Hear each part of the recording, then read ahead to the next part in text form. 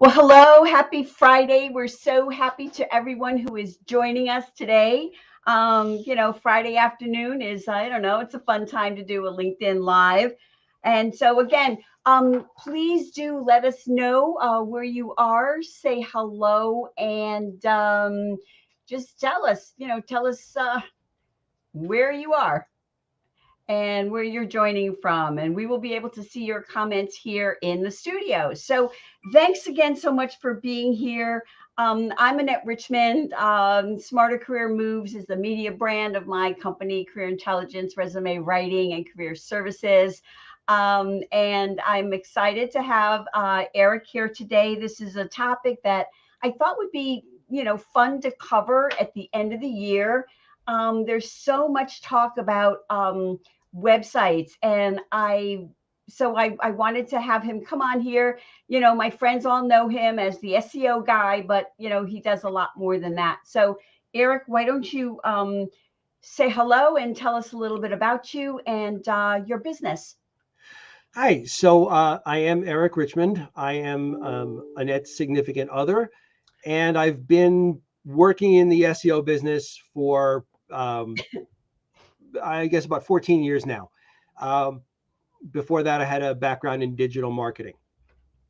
And my company is Expert SEO Consulting.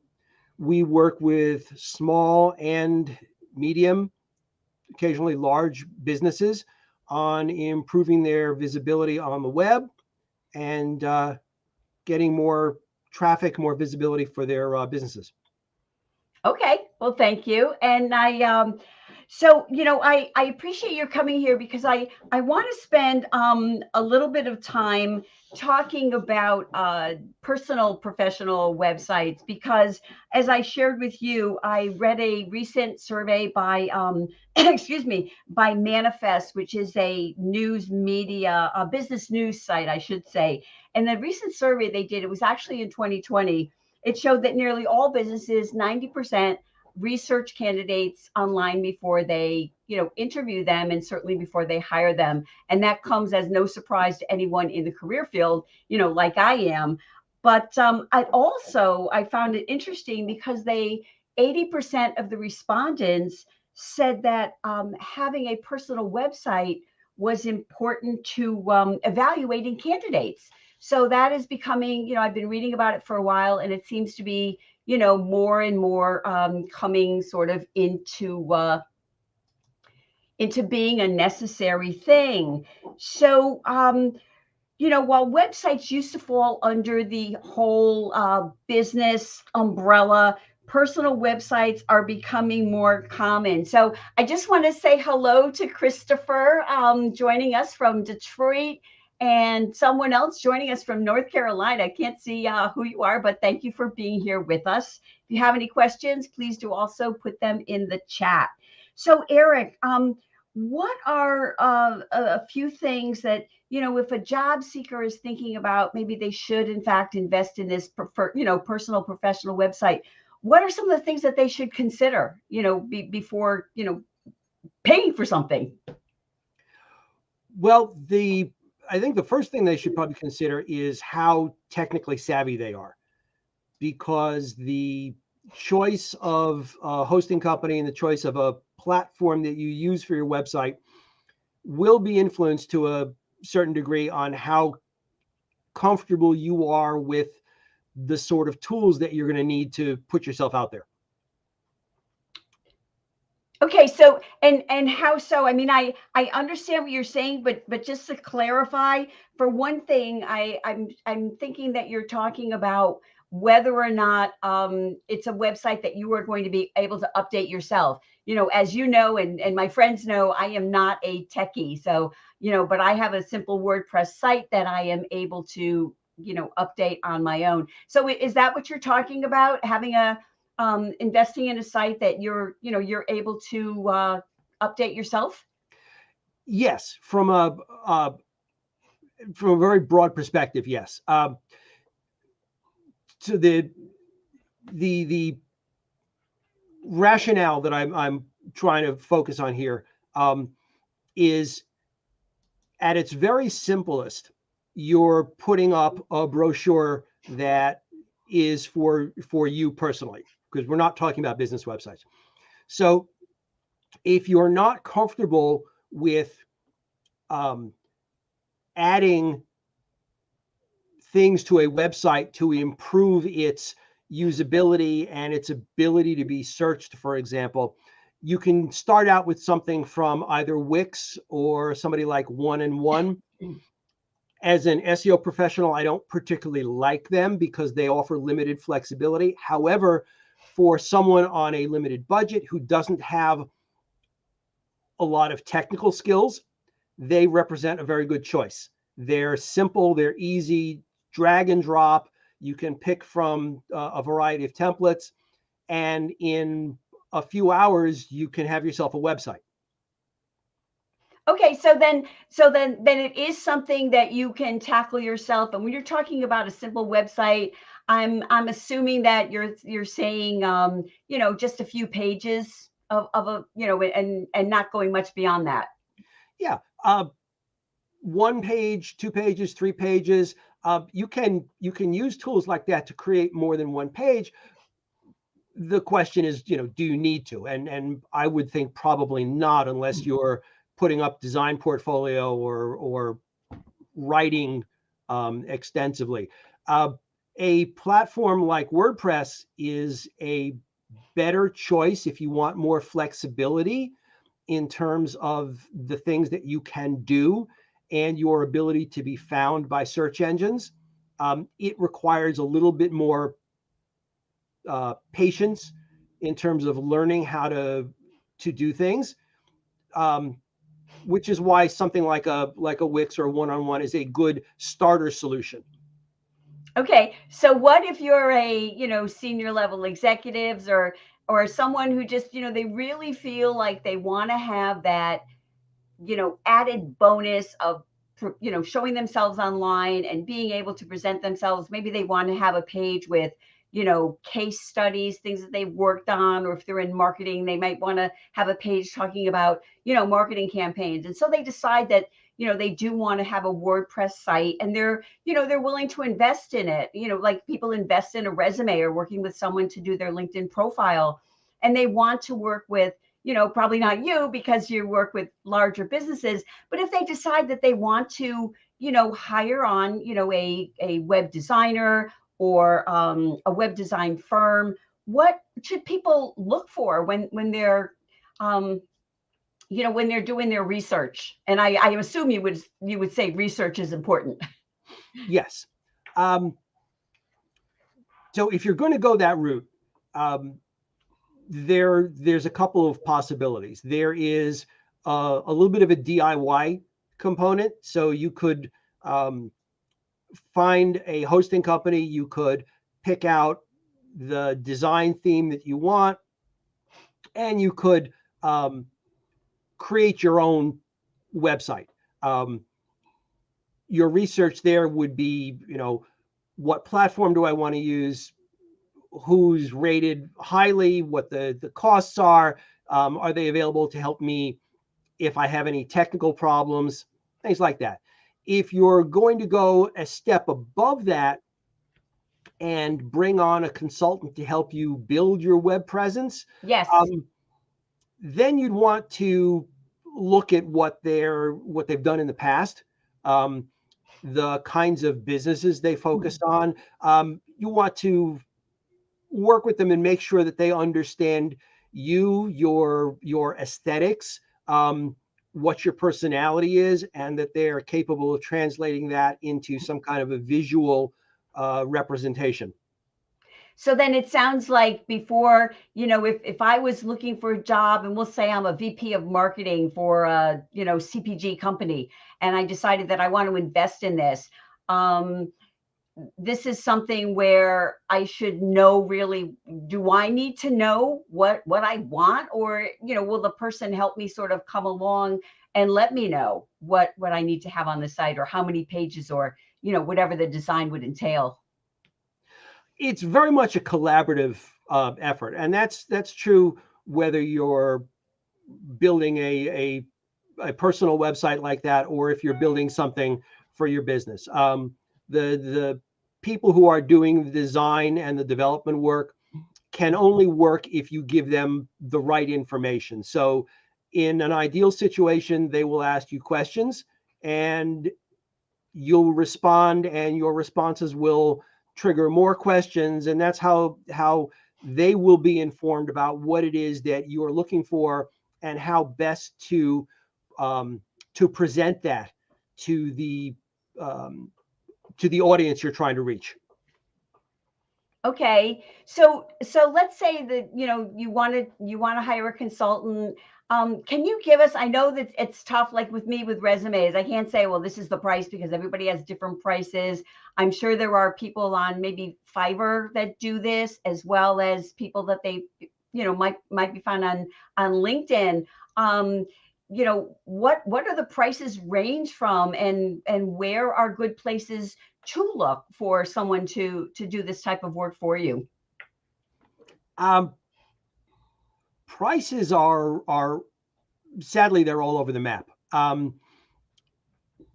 It's one of the reasons why a good place to start is with some of these design your own websites, because they've already thought through kind of the basic what you need to have and can help you with some design suggestions.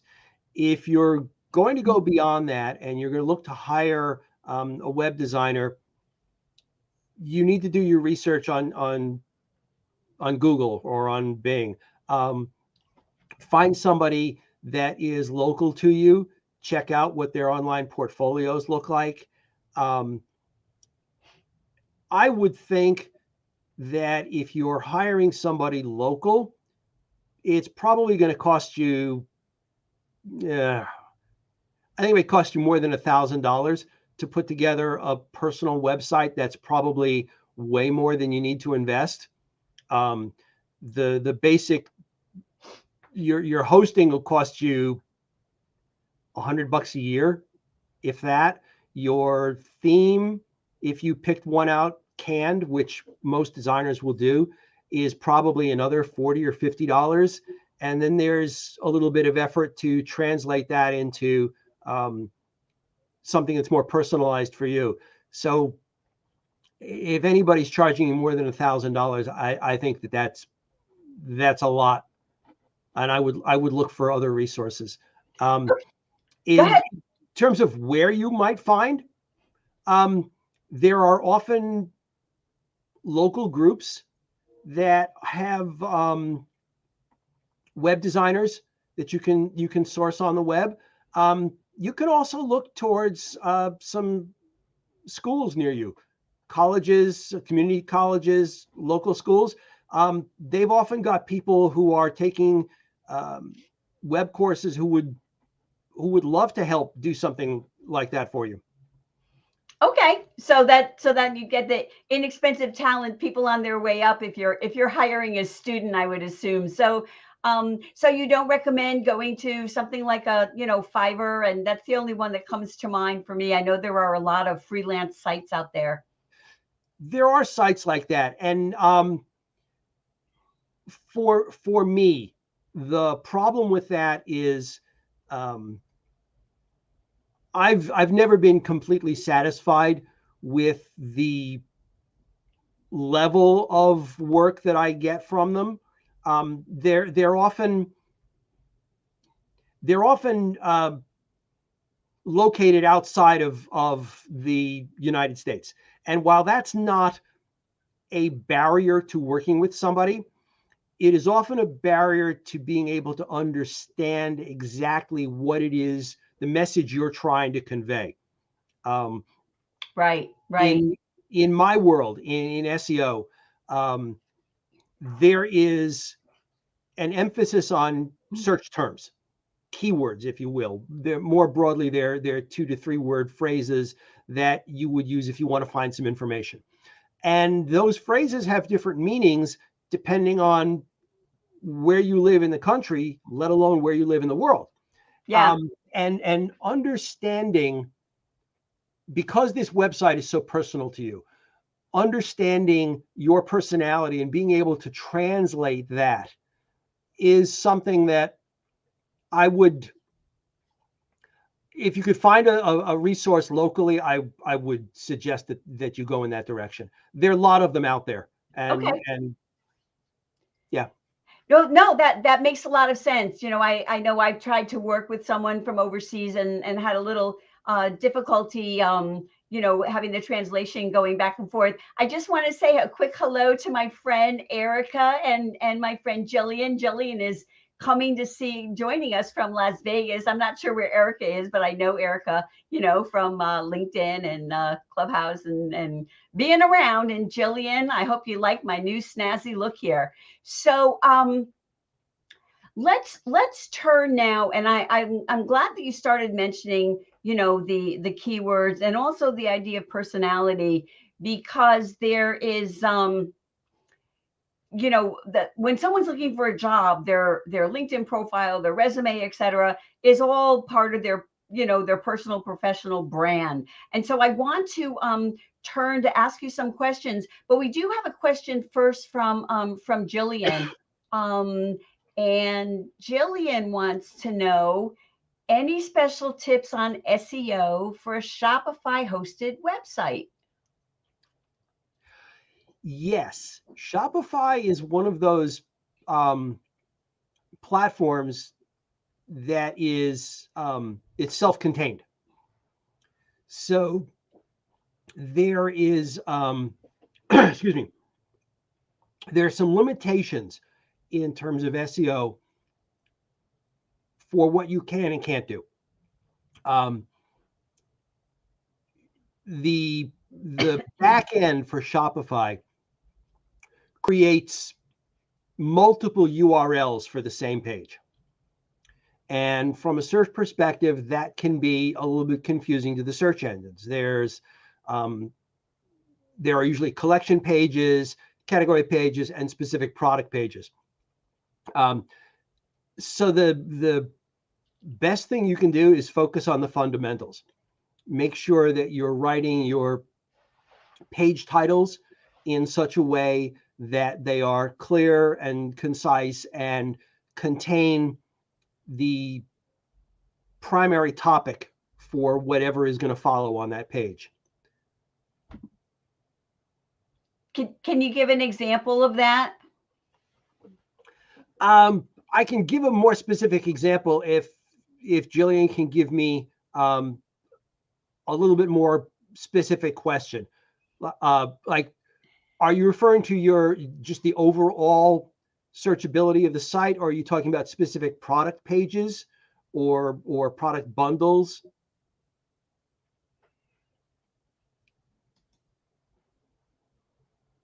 Okay, well, we'll have to wait and see if she comes back with a clarification. So she will wait for Jillian to come back with a question. In the meantime, Erica asks us, she has a Wix page, so is her SEO doomed? No, it's not doomed. Wix is another one of those systems that's closed. It's like Apple was in its early days. You couldn't bring outside people in to work on it.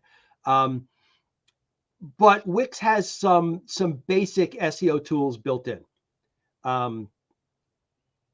They are not quite as flexible as WordPress, but if you follow SEO best practices, so what that means is that your page title should be between 54 and 66 characters long. Anything longer than that, and it's going to fall off the edge of the search screen and won't be of any value to you. Try and put your brand towards the end of that character limit, unless the page is about your brand. So what that means is, if you're writing a web page that focuses on your on doing executive resumes or marketing resumes, you'd want to put something about marketing resumes or resumes for marketing professionals towards the beginning of your page title. because that's not really a brand focused page. You can tack your brand onto the end of that. If it's your homepage and the website does not contain your brand name as part of the domain name, then it's okay to put your brand name first and then follow that by resume professional specializing in something. For a person who's creating an individual page, you want to highlight what it is you're good at. So pick the top 3, maybe 4 skills that you want to focus on and put those in your title as well as your name. Okay. Well, thank you. Thanks for clarifying that. So the thing with that Jillian is looking for is really just, I guess, optimizing, the Shopify site for keywords, on a keyword rich homepage. Let me put this up here, and then you can look at it too. Optimized for keywords, but their keyword rich homepage content is very thin. It's mostly photos. Okay, so thanks. So thanks for that clarification. So what do you say to that? Okay, so when you think about a web page, whether it's a business web page or a personal web page, and I'll focus on the personal for right now, the home page is going to get more traffic than any other page on the website, but you should never think of it as the most important page on your website.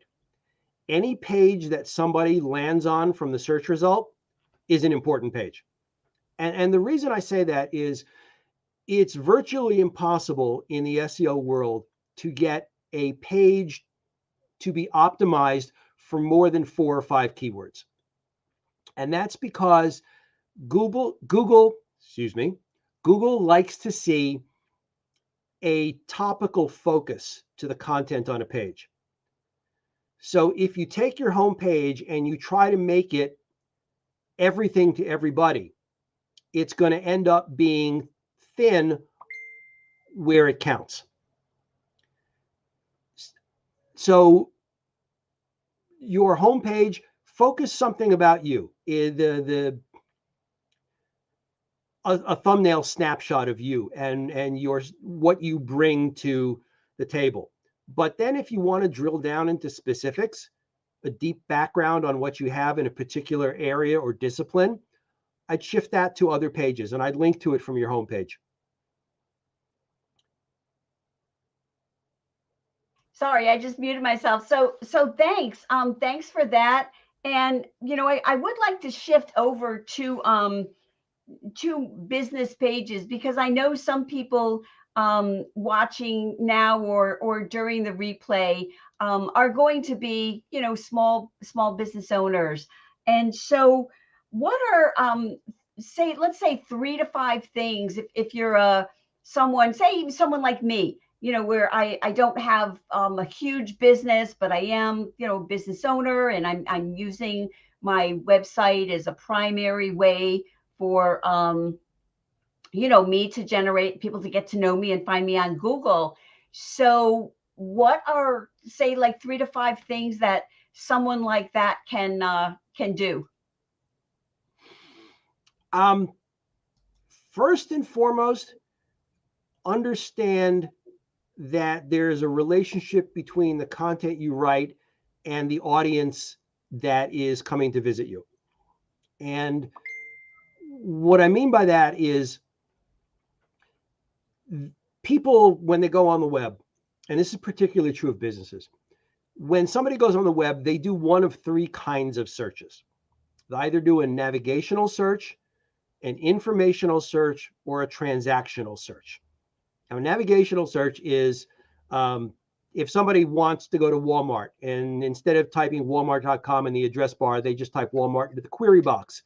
Google's pretty sure they want to go to the Walmart website. Same thing is true if they type in anybody's brand name instead of putting it in the address bar. A transactional search is where somebody has already done their research and they're ready to make a purchase. So the content that you write needs to be needs to address the needs of someone who wants to make a purchase. They've already done all their research. Informational content is where you want to focus in this particular instance, using Annette's example. Somebody's looking for information. How do I prepare for an interview? What kind of clothing is appropriate?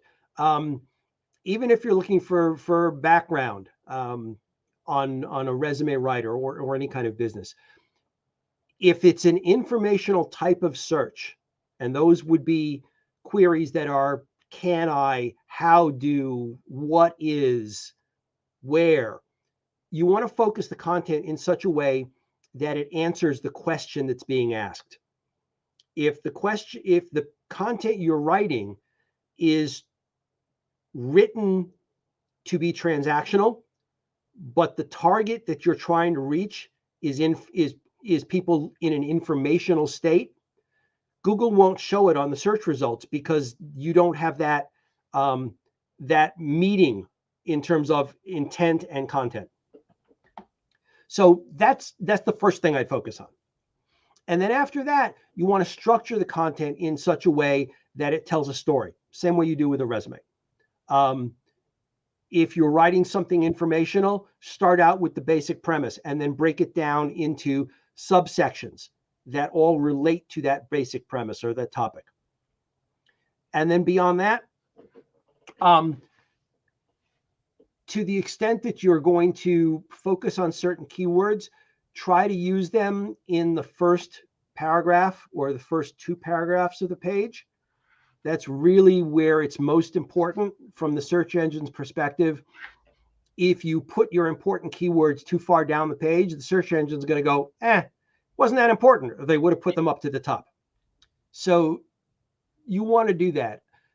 Don't write for the search engine, write for a human being, but pay attention to the fact that the search engine is going to be reading your content too.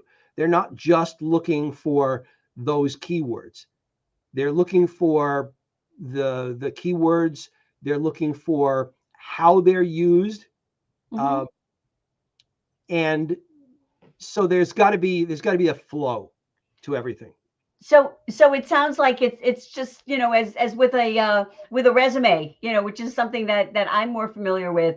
You don't want to, no one should ever just take their resume and stuff it with keywords. The context of those keywords is also important. And, I know that, you talked to me about keywords and, keywords for your website, and you have a lot of fancy software that you use because, you have larger clients. But what should someone like me, who is a business owner, and wants to find out, what keywords, first of all, what are they? I'm assuming the keywords are, the words that people are using to find you, but also, sometimes people are finding you for things that you don't want to be found for.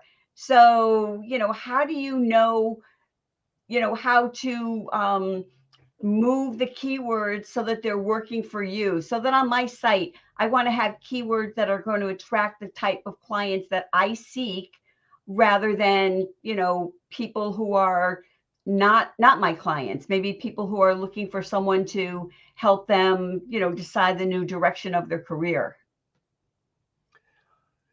So there's a 2-part answer to that. Okay.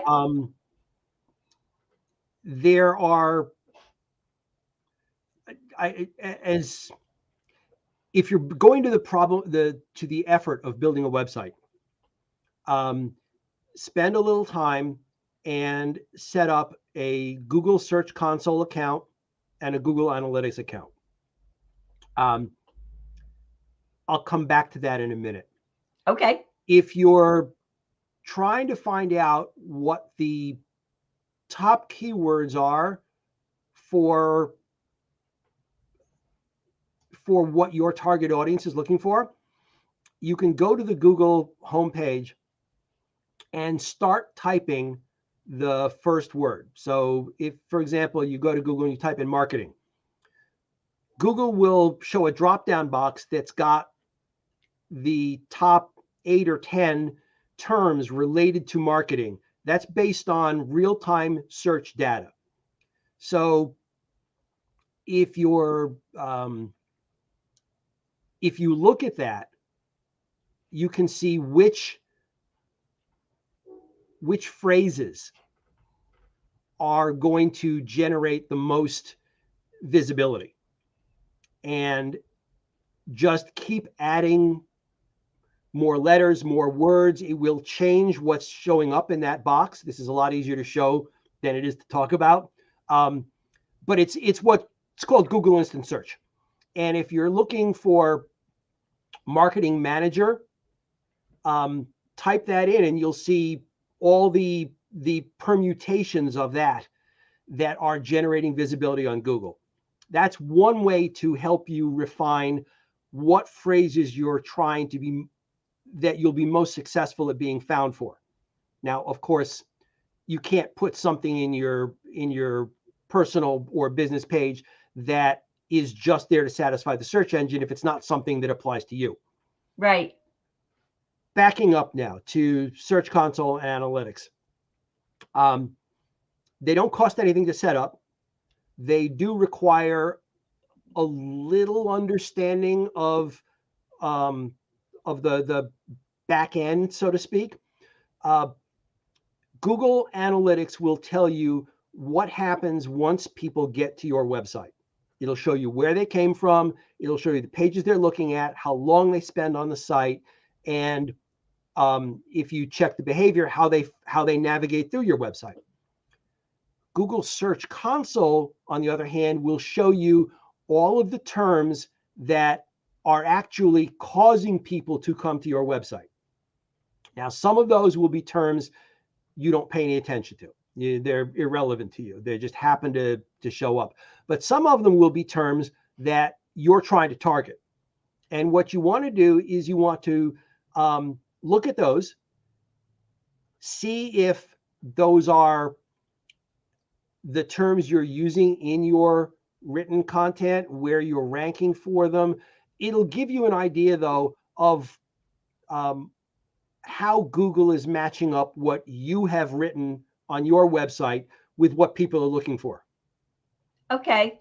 So it sounds a little complicated to just, to go back and listen to it again. But when it comes to something like that, basically, if you're setting up Google Analytics, you can find information online on how to set that up, correct? Yes. I mean, you can find step by step. If you might want to work with someone that you might be able to hire just to set that up on your website as well. And then, once you go in and start looking at it, it's fairly intuitive to go in there. You can see, your traffic going up, going down, the keywords that people are finding you for, the top pages that they're landing on, things like that. Yeah. Yeah.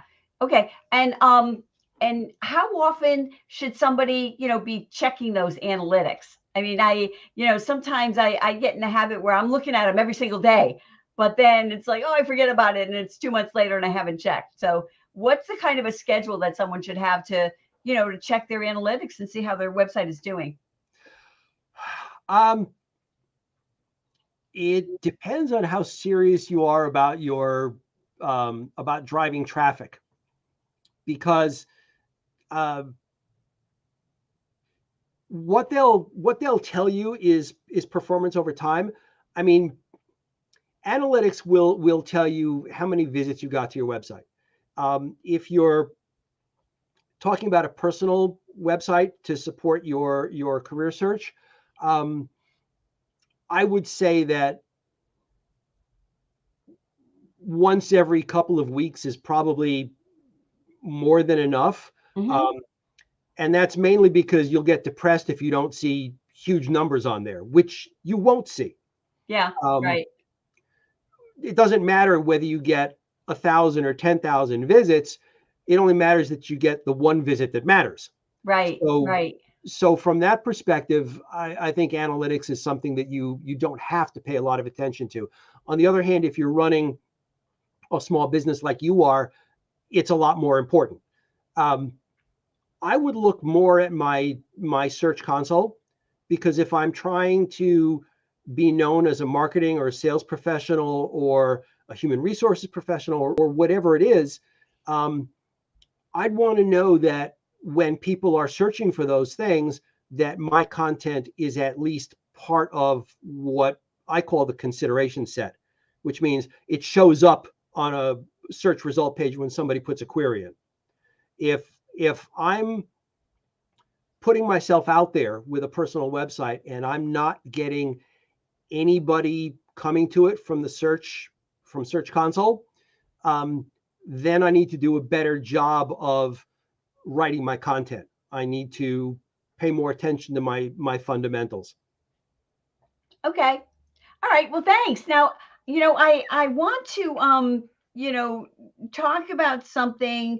And I always tell people, when I'm talking to potential clients, talk to other people besides me. But if if you come across anybody who says, well, if you hire me, you'll have a job in 2 weeks, or I guarantee you're going to get a job, that you should run from that person and not hire them. And I'm assuming it's the same thing with SEO. I think most people have heard of, the black hat SEO. We know it's bad. They have movies about it, and it's a bad thing. But a lot of people don't really understand what is that. So what are some of the things that, if you're working with a consultant and there's things that they want to do that are, really are going to maybe tank your site instead of help it and fall under that kind of black hat umbrella, what are some of those things? Oh, black hat SEO is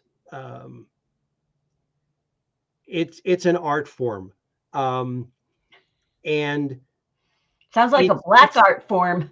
it is. It's doing things to get traffic to a website, regardless of the kind of website, that violate Google's terms of service. So, for example, you would never want to work with anybody that buys links on other websites so that you get backlinks.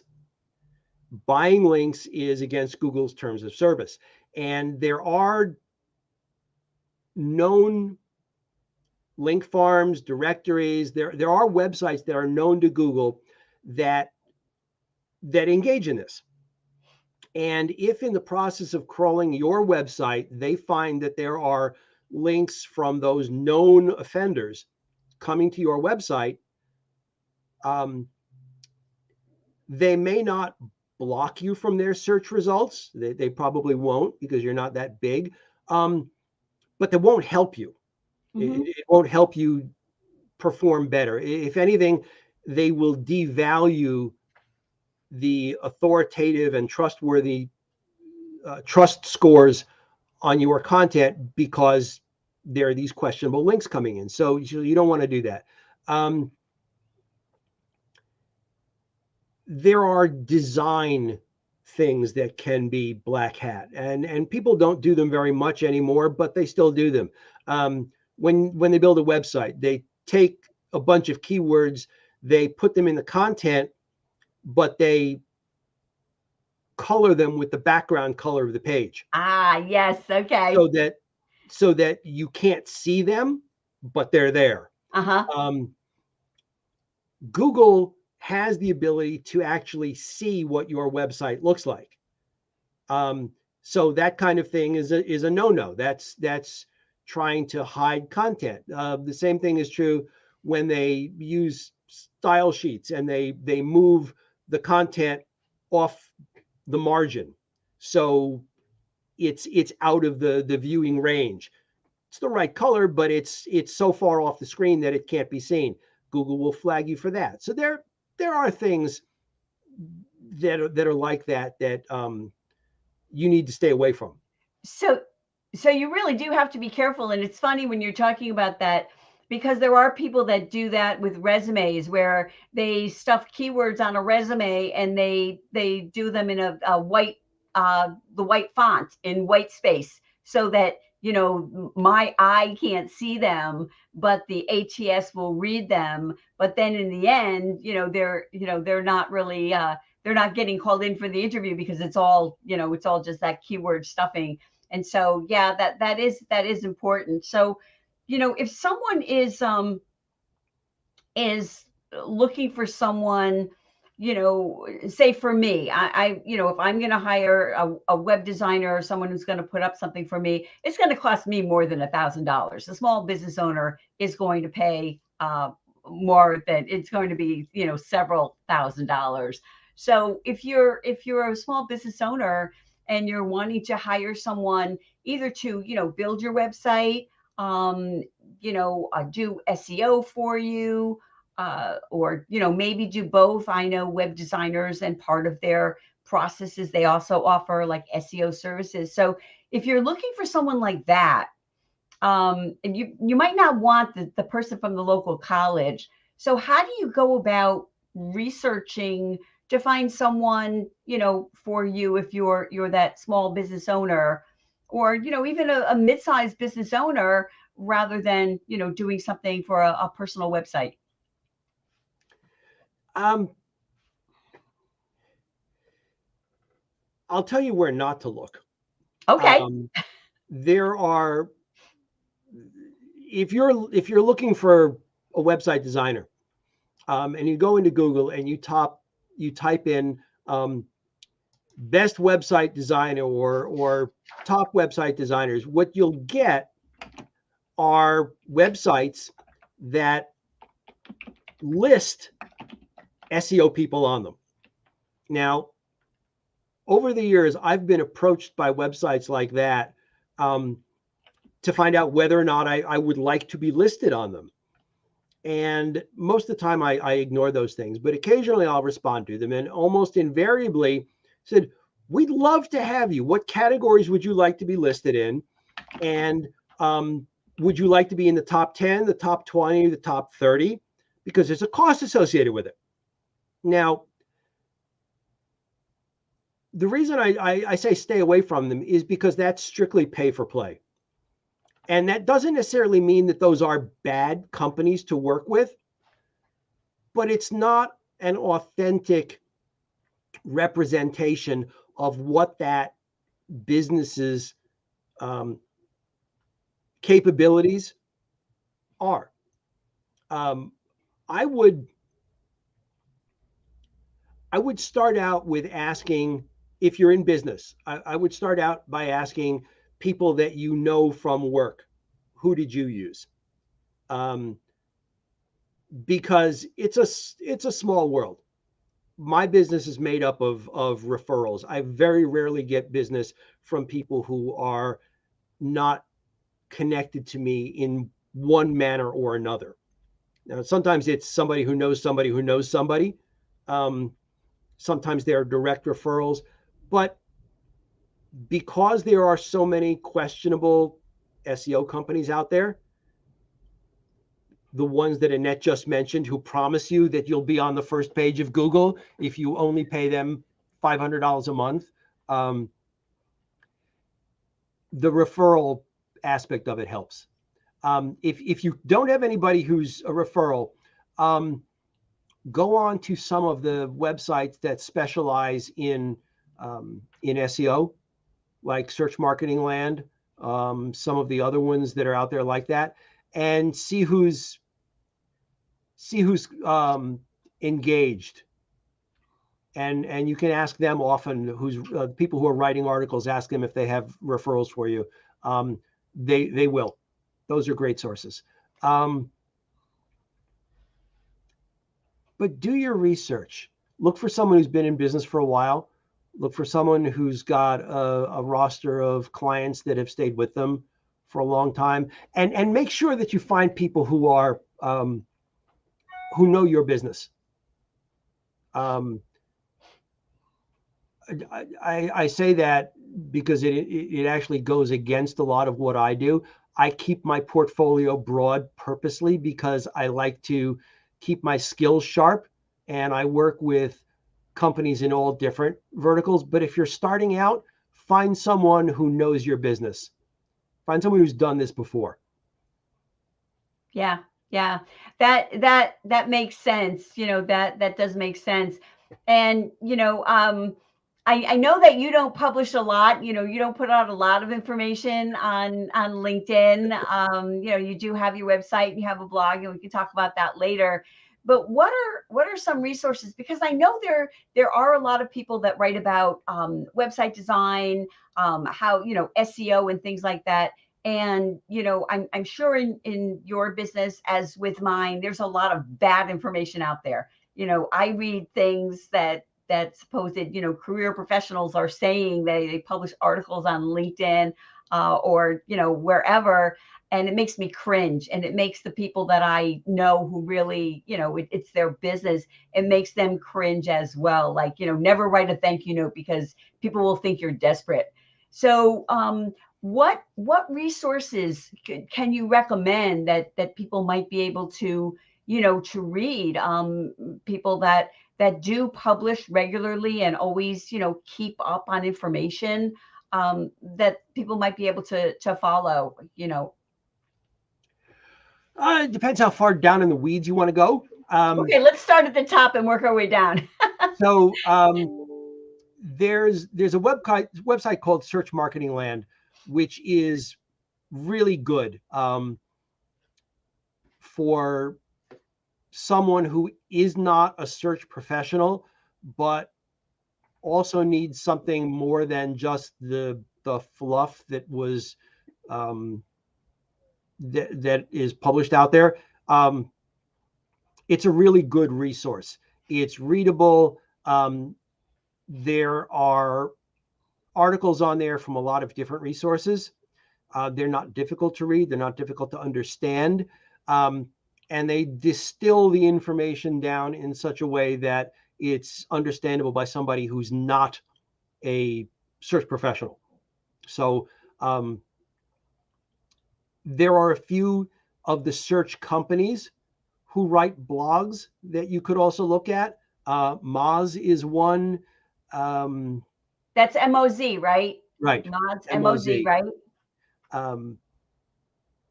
And almost every one of the tool vendors will have their own take similar to what Moz does. So give us a couple of those of the tool, because people that are watching either now or on the replay, may not know. So we have what search engine? You said Search Engine Land. Search Marketing Land. Search Marketing Land, and there's also, I believe, Search Engine Land. There's Moz. A little bit further down the funnel, a little bit more detailed, is Google's own website. There are, let's see, it's called Google Webmaster Central. Okay. And that's a really good resource. That gives you some deeper detail into what's going on. And then I would look on Twitter. The guy who's the head of public search for Google is a guy named Danny Sullivan, and Danny tweets under the name of Search Liaison. Okay. He's a really good resource. Doesn't publish everything, doesn't publish much, but if you want to know kind of what the search engine is up to, I'd follow him.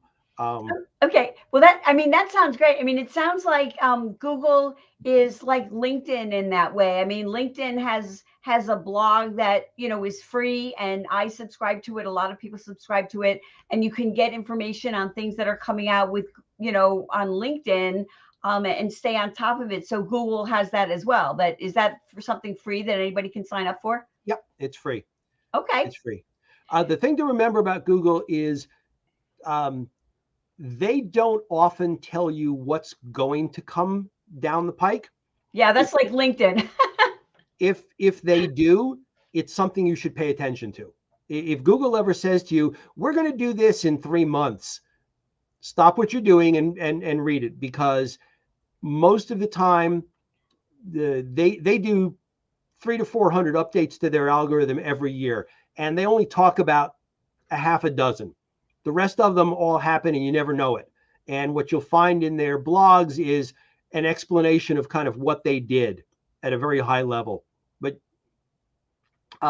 one thing I wanted to mention that I forgot, we were talking about the personal websites, is the idea that in order to be considered for appearance on a Google search page, you need to have a certain level of authority and a certain level of trustworthiness.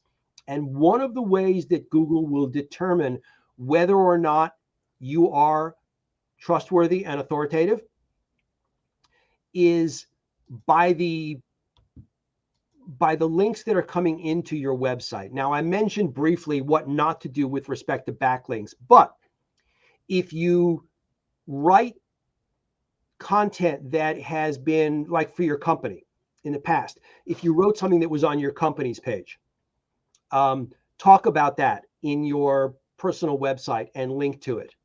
If you are a contributor to industry publications, mention that.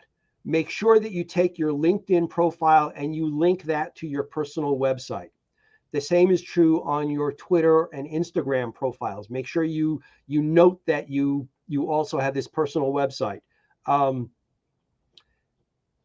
Wherever possible, create that kind of virtuous circle.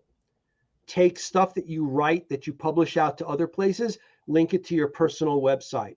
Put links on your personal website to the stuff you've written in other places. That will help Google understand that you are authoritative and trustworthy. Also, put as much of your professional qualifications in a section that's easily readable by Google. Right? If you went to school someplace, link to that school. Oh, okay. If you've had jobs, link to those company pages. It actually does help. Okay, well that's good to know. That's good to know. So we are, winding up here. It's almost at the end of our time together. Is there anything else that you'd like to add before we, sort of close out? One thing, I suppose, SEO is not rocket science. It's intimidating to some people. And if you want to get into it at the level that I get into it, there's a lot to absorb and a lot to pay attention to. But if you're building out a personal website to support your candidacy for a job, pay attention to the fundamentals. It's write on what you know. Pay attention to the structure. Make sure that you're concise and you're not drifting off, as I often do. Just focus on the task at hand, and that's it. Just basics. Okay. Well, so I just want to mention for anyone who's watching this, are you open to connecting with people on LinkedIn? Oh, of course. Okay, I figured so, but I just want to ask just to say so. Thank you so much to everyone who has been here with us today. We really appreciate, the time that you have spent here with us. I just want to make a note that starting in 2022, the Smarter Career Moves, the link to our LinkedIn Live show, is going to be moving to Thursdays at 11 a.m. Eastern. Because it seems to be a sort of a better fit for most of people who would want to be with us live. And then, of course, you can certainly watch the replay. So thank you so much for being here. Happy Friday. Have a great rest of your day and a wonderful weekend.